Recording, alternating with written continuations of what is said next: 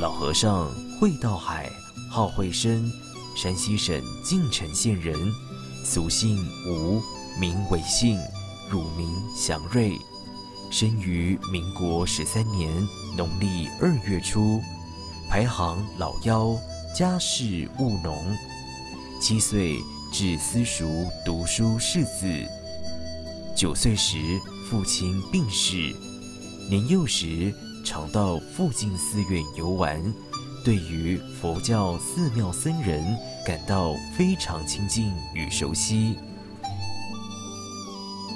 13岁时，因常生病，母亲前往寺院许愿，求佛保佑，只要小孩病好能健康，即让儿子出家。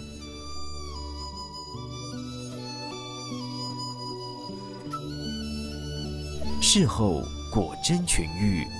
母亲为了还愿，乃送子于高平县金峰寺出家，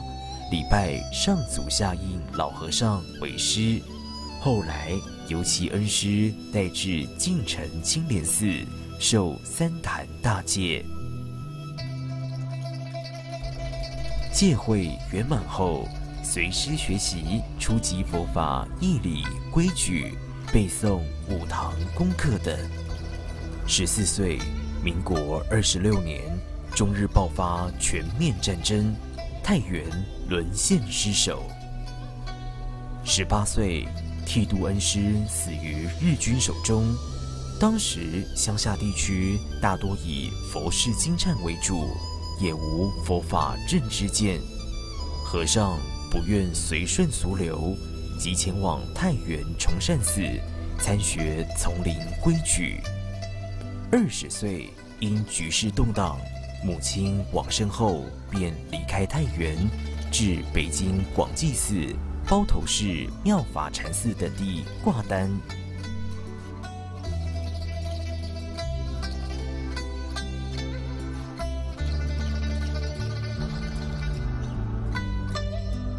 因缘际会，遂提前于湖北汉口下船，至武昌正觉寺参访，随即就读于法界学院，亲近体净老法师。老法师曾亲近过慈州律师多年，精通戒律。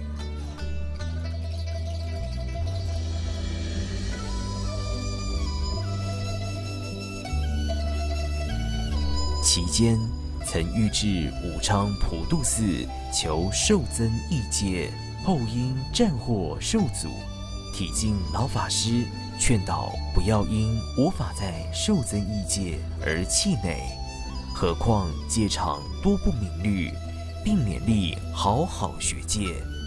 和尚自此立志，依教奉行，以戒为师。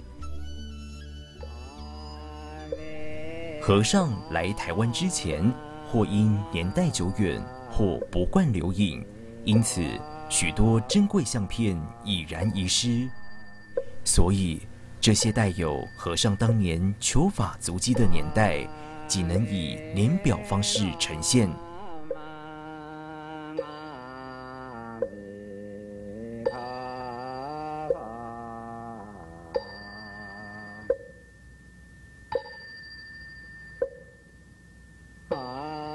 民国69年，于南投县埔里圆通寺结下安居，与住持圣照老法师等共同建立十方丛林学律道场。和尚从此以后便定居在台湾。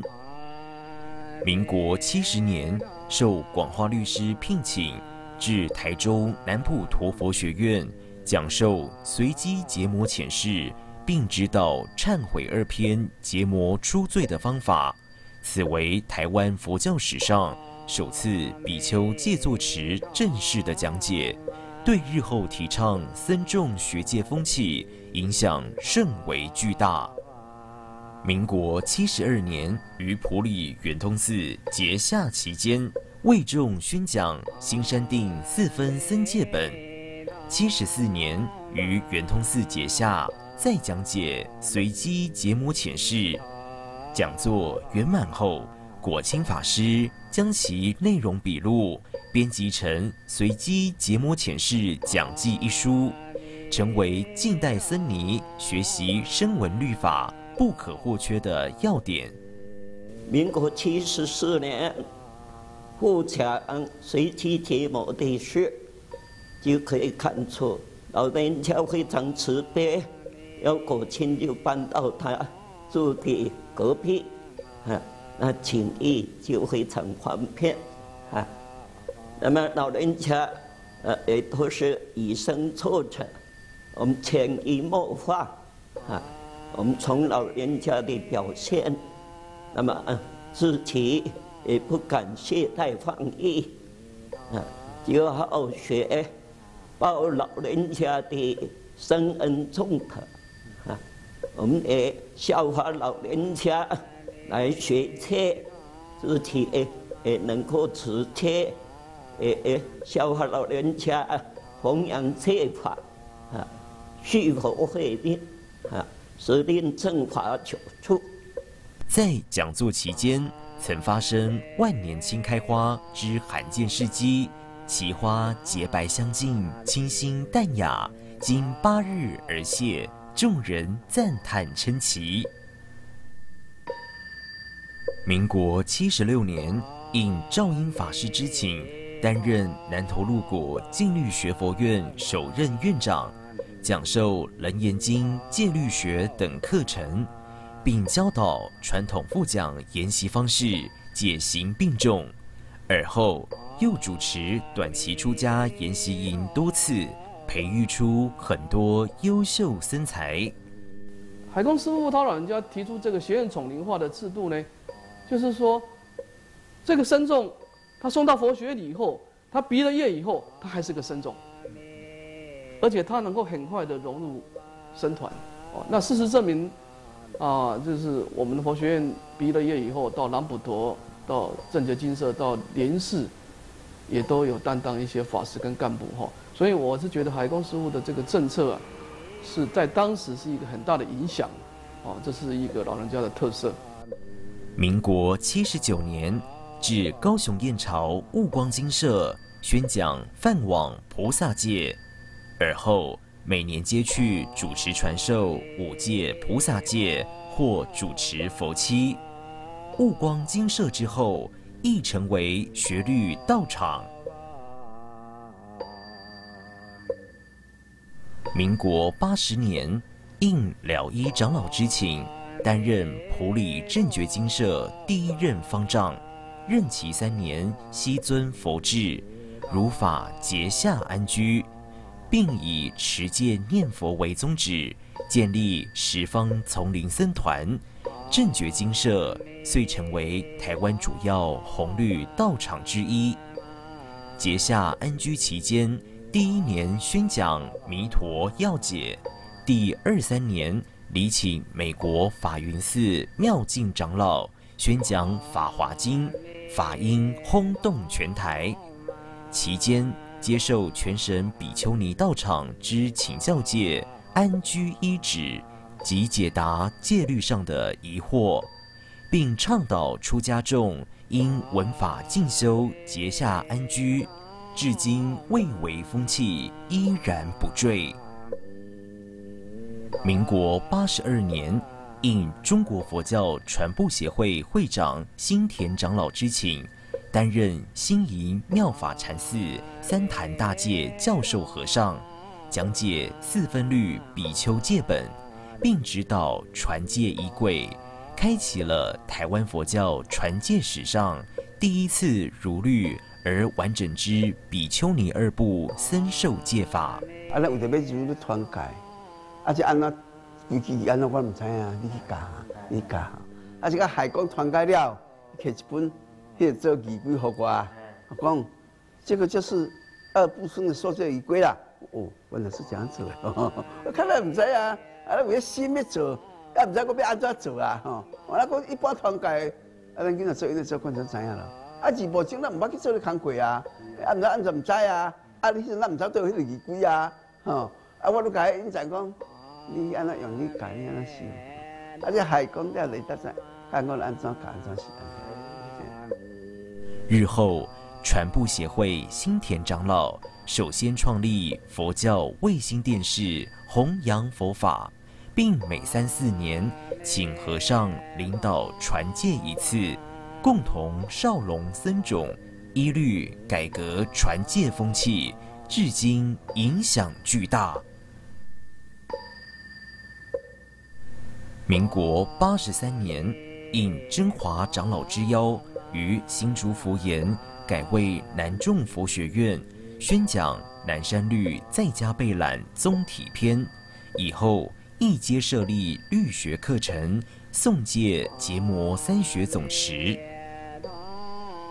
民国85年，担任中区全国供佛供僧大会主任委员至今，指导居士举办活动，深获好评。大家呢，今天这样的发心，能够把这个供圣、供佛、供神的这个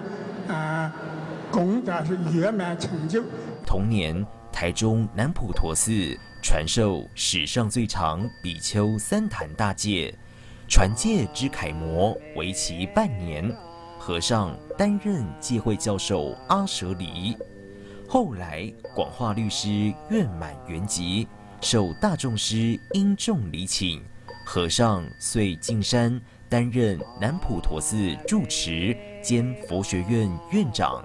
为传弘戒法、培育僧才而继续尽力。民国87年，受聘担任佛教僧伽医护基金会首任董事长，医疗支援帮助病僧。同年，应西藏流亡政府宗教文化部之邀请，至北印度达兰沙拉罗布林卡尚密院出席比丘尼传承研讨会，并发表论文，深受大会重视。民国88年，借用屏东青龙寺主办3坛大戒，担任德戒和尚，推广如律单传比丘戒之风，并指导弟子修正3坛大戒传戒遗范，融入道宣律祖南山3大部要义，至今奉为圭臬。当然了，我们能够这样子来传戒，那么都是一路从海公这样的导引我们。有了青龙寺这样子标杆之后，后来虽然稍有修改了，碍于这个人情或者是一个戒场上面大家戒师很忙啊这样的，虽然稍有修改，但是至少我们建立了一个标杆，在这个台湾的历史上面的把海公推向为德戒和尚。同时也让一个几乎是近乎完美的传戒呢，在那一次建立过一个标杆。民国90年，主持高雄鸟松元照寺传授3坛大戒，此为台湾佛教传戒史上首次公开单传比丘尼戒，没有传僧部。中国佛教会对此甚为震惊。事后，端赖和尚坚定引律证明，仪轨与结摩皆如法如律，方无疑2部僧登坛，圆满受具。民国91年，与鹿谷净律寺合作，主办比丘3坛大戒，同时嘉义义德寺建立台湾首座甘露戒坛，并聘请大陆长老尼来台传授比丘尼3坛大戒。受完本法尼后，再前往净律寺求授比丘尼大戒。此为首度公开提倡应受释迦尼6法圆满2年，再去2部僧受比丘尼大戒之举。日后每2年皆请和尚如律举办一次，影响尼部传戒风气颇为深远。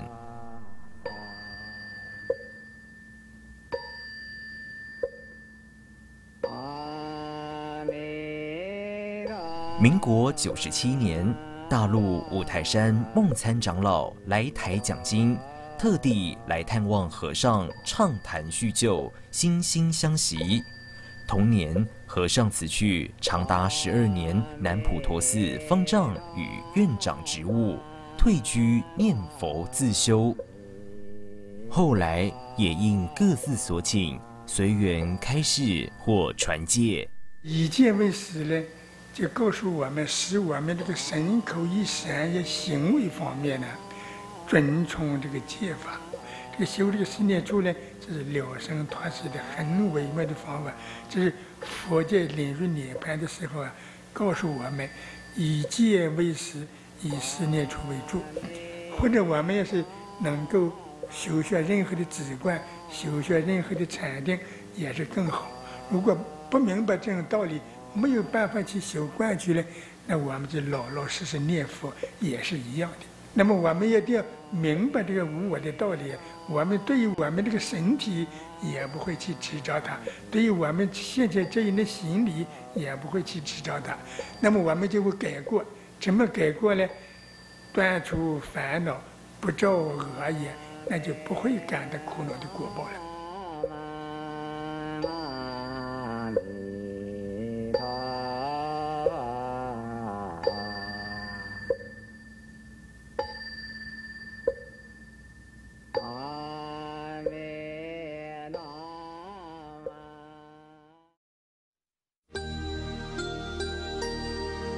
佛教界重视戒律，佛教才重视这阵啊，如法如律的。海讲伊就是对这教经做好，啊，戒持也真，啊，做慈悲为啥特好？啊，所以小大家做尊重啊。和尚一生待人慈悲和蔼，谦逊无为，严以律己，戒行庄严，德高望重，法化无疆。海内外各寺院请师受戒，讲戒繁多。数十年来，为少龙僧种续佛慧命而尽心，为培育僧才提携后进而不辞辛劳，为提倡僧团和合、如法学律、结下安居而不遗余力。仗席住持道场，涵育十方僧众，医疗互助，济世利身，飘然不恋一寺。高树戒床，启迪无数学子，内修三学，外弘一方，淡然不居其功，一生随缘布施，洒脱自在，终身奔波传弘正法，令寺众弟子永志怀德，感恩难忘。乃至他到病中啊，他也以他沙哑的气声啊，来把他呢数十年来的一些呢法语心得交代给我们，希望他还可以呢跟人家结缘，记录成册。与人结缘，悲心流露，自书向下文长，赋予来日，祈勉在福律坛场同生净土，皆共成佛道。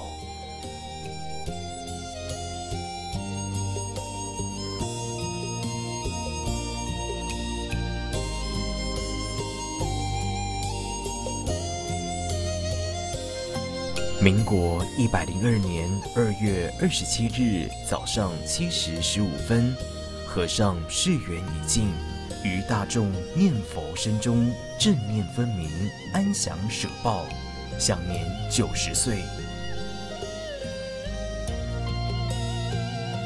唯愿不舍本事，悲济众生，恭祈诚愿再来。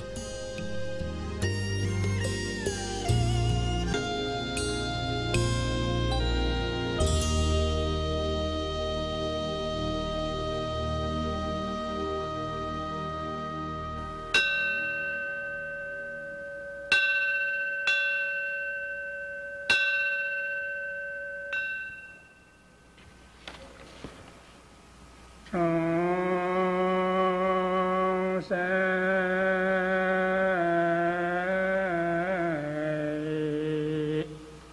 全身心皆